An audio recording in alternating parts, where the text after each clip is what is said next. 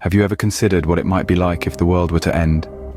Not in a fiery explosion or a sudden plunge into nothingness, but in a slow, inexorable march of catastrophe. Picture a quaint village, nestled in the heart of a verdant forest, brimming with life and laughter. A place where children danced in the streets, their laughter echoing off the cobblestones. A place where the elderly sat in the shade of ancient oak trees, their hands gnarled with age, but their eyes twinkling with the wisdom of countless summers. But then, the prophecy came to pass. From the darkest corners of the world, the four horsemen rode into the village, their arrival heralded by a chilling wind that seemed to drain the very life from the air. War, famine, pestilence, and death. Each one a harrowing embodiment of mankind's greatest fears. Their presence turned the village into a theater of despair. War ignited conflicts that tore the community apart. Famine drained the land of its bounty, leaving the villagers starved and weakened. Pestilence brought with it a plague that swept through the streets, claiming the young and the old alike.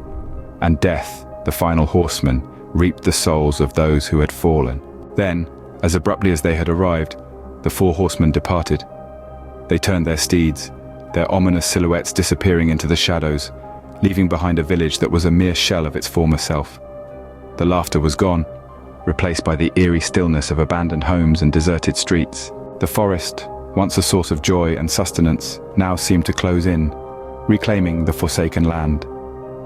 The moon, a silent observer to the calamity, resumed its indifferent watch over the world, its cold light casting long, spectral shadows that seemed to whisper tales of the horrors that had unfolded.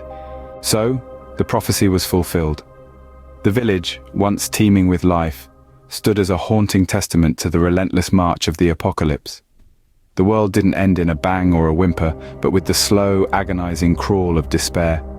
In the grand scheme of things, the end of the world, it seems, is not an event but a process, a series of steps, each one leading us closer to the inevitable.